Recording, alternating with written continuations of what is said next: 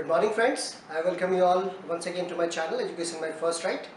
As already mentioned in my previous videos that I would be including videos related to overseas opportunities for career building. And before going into the subject matter, I would like to ask you a few questions. That how important is it for you to have a foreign degree? Or are you willing to have a degree, academic degree from abroad? Or how important is it for you to have an industry experience related to your academic objective? If the answer of any of this question is yes, then this video is perfect for you and you are at the right place at the right time. So here I begin. First I would start with the positive things related to academic degree getting from foreign university. Choosing to study abroad is an exciting thought. The opportunity of traveling to a new destination and making it a home for a couple of years is really exciting thought.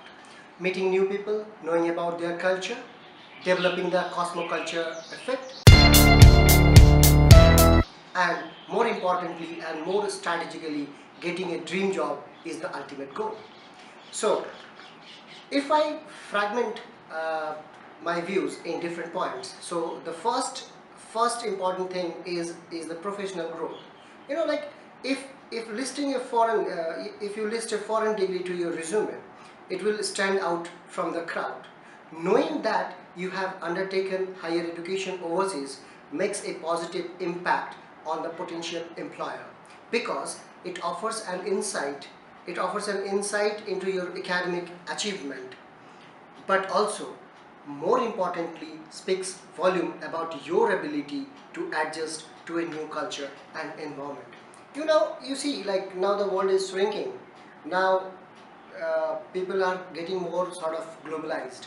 Now getting a degree from a foreign country will open new avenues for you, and that will help even the employers to seek the right kind of mindset from a candidate. Now, in an increasingly global workplace, corporates are actually seeking out candidates with an understanding of cultural differences, and this can be developed only when you are going to adjust with person from different culture. See, even if in a country, if it is a big country like India, China, Russia and similar, then you have that ability to inculcate this cosmoculture thing. But if you go to a foreign country, then it is of a more sort of globalized sort of culture orientation. Now, prospective employers are more likely to see a person with a foreign degree as someone who is well-rounded, who can view things on a global level and understand the nuisance of interacting with a diverse global audience. Now, further, the exposure to a different method of education means that you have the proven ability to make that extra effort. A clear indication that you are willing to work hard and learn new things. Anyone whose CV states that he or she studies overseas has a huge advantage over all those who just went through the conventional methods. Now, personally too, choosing to study abroad has extraordinary positive impact on your career. There is one study with some people having this foreign degree showed about 80% of those surveyed believed to have developed a more sophisticated way of looking at the world as an outcome of their higher degree overseas. So with all of this thing, if I recommend, then like getting a overseas degree would really be beneficial for you. Additionally, one equally important aspect of choosing to study abroad, you may consider the sheer number of options this path will open for you. There are an increasing number of people who decide to return to their country after getting a foreign degree because of the plethora of the different opportunities people are getting at their home country. Moreover, if you are looking to settle abroad, this is going to open many doors for you as well. However, there is an equal number of students that choose to work abroad, and such people have added advantage of having in-depth hands-on experience of different cultures, which makes them more desirable to companies seeking genuinely global leaders. Finally, some skills can only be gained some skills can only be gained if you getting a degree overseas, such as knowledge of cultural differences, which has an immense advantage while dealing with people from across the globe. Now you see, like any company you take, they have this global mindset. Now they want to just spread their business not only in a particular country, but they want to go overseas. Now just imagine that if you have a global degree, if you have a degree overseas, now your chances of getting uh, into that company is far more brighter than those candidates who have just the conventional sort of degree.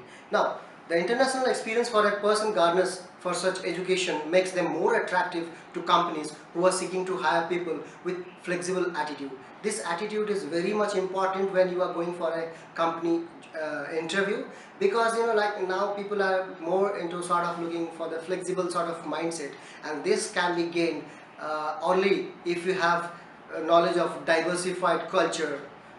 If you are still not sure what to expect and how this thing will go, you can always comment, and I'll try to give you the most appropriate answer for that. Now, how to get these degrees and what makes the basic difference? You see, like for everything you have to prepare. Now, how to prepare yourself in order to be in the right frame so that people select your resume, the foreign university should believe on you and will offer some sort of studentship for you. Now, there are few important points if you want to go to a foreign country for having your degree, higher degree. And there are certain points which are very important. First thing is, you go to any website, you go to any scholarship schemes, fellowship schemes that are available worldwide. Few questions are very important. First is, for whom is this fellowship? Like there are different avenues, there are different ways how you enter. Entry level is different. Say for whom means, like, is this scholarship is for the bachelor students? Is this scholarship is for the master student? Is this studentship is the PhD students, or it is meant for the postdoctoral students? Now this is the basic and the most important. Now you also go through the brief description.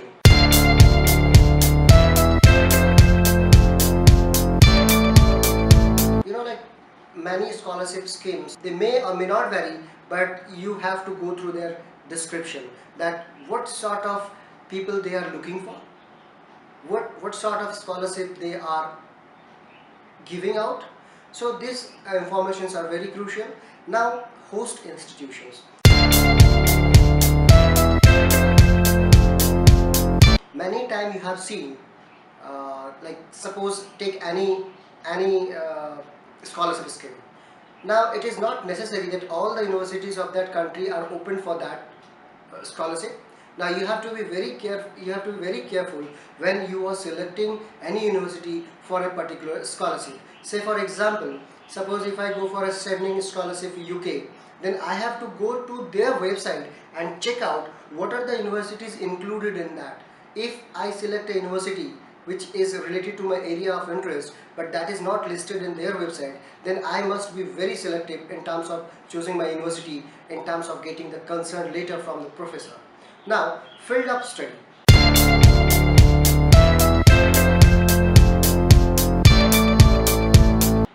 Now, every scholarship doesn't open for all type of courses. Now, few scholarship they are open for the arts student, few are open for the science student, few are open for the commerce student, few are for this say environmental science, few are like for the journalism. So like there is a huge variety of fields, technical, non-technical fields, and when you are going for any such a scholarship, you be very careful in getting this filtering out, that what field they are offering in terms of study. Now, number of awards.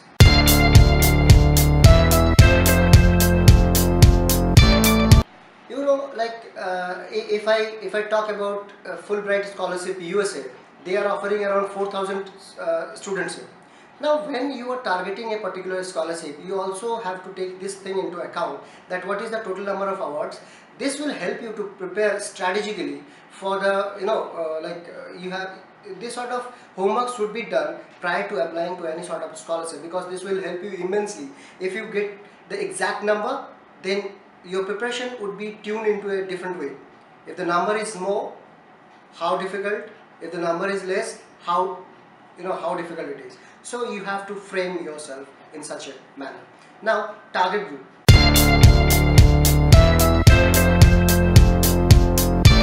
Target group. Now, every scholarship has a specific target countries. If I say like Commonwealth scholarship, then they have a target specified countries. Like all those countries who are who are Commonwealth countries, they can only fill the form. Now, there is also one provision that if a person from another country is having a refugee status in a Commonwealth country, they are also eligible. So you have to be very specifically go through their website and see whether you are eligible for that fellowship or not. So this is a very important aspect of looking into that. Now, the most important is the scholarship value or duration.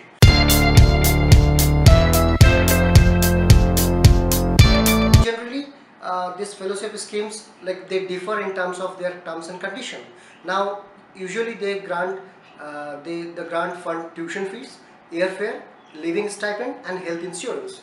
Now, some other sort of scholarship scheme, they can provide even somewhat less or more, because sometimes it is also having like this scholarship funding agency, they have a collaboration with the university, so they get some sort of rebate in terms of tuition fees. So sometimes the scholarship pay half the tuition fees, sometimes they pay the full amount of the tuition fees. So you have to be very careful. You have to go through the official documents, official websites, in order to get the complete panoramic picture of this thing. Now, eligibility.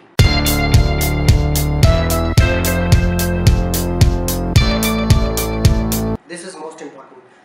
Program eligibility and selection procedure may vary widely from country to country, and you have to, if you go to apply for any sort of scholarship, you have to go to your country specific website to find information about the program based on the eligibility criteria set for that country, including eligibility requirement and application guidelines. Say for example, in few countries which are least developed, they have a different criteria. Suppose the percentage, the academic qualification percentage would be lesser compared to maybe developed sort of country, or like the going to be developed countries.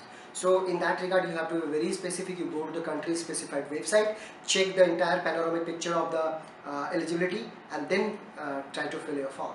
Now, application instruction.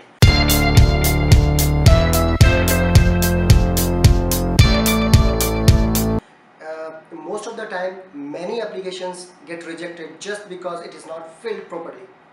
So there are few homeworks to be done before going to apply for the scholarship.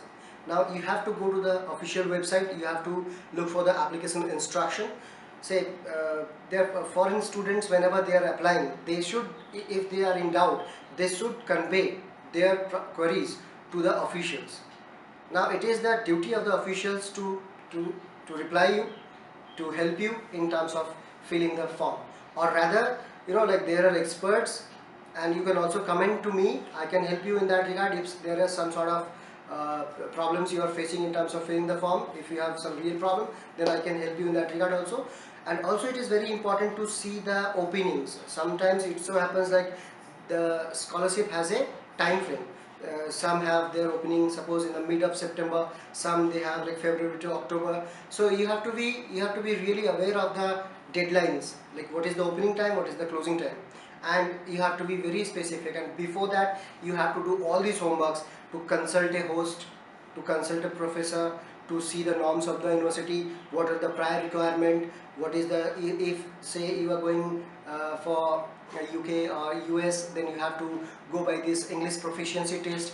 Like there are different IELTS, like there is TOEFL. So you have to clear all this examination prior going to those countries. So it is very important for you to have a complete picture of what you are applying, what are the prerequisite conditions. And most importantly, one more thing that I am missing here is you have to go through the website link.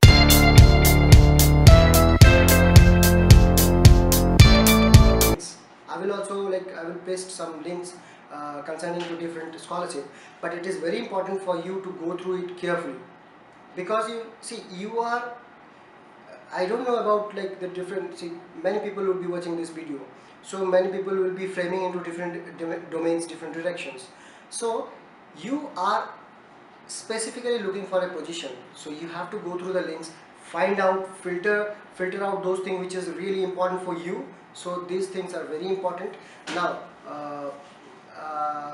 I also will post videos concerning to specific scholarship, like Fulbright scholarship, Hubert Humphrey fellowships, like Marie Curie fellowship, like Commonwealth scholarship, Scheveningen scholarship, and there are numerous, Endeavour scholarship, DAT scholarship, uh, uh, Humboldt scholarship, Germany. So there are many such scholarship. I will be posting it very soon. So because in one video you cannot frame everything inside, so one by one I will be putting in very specifically.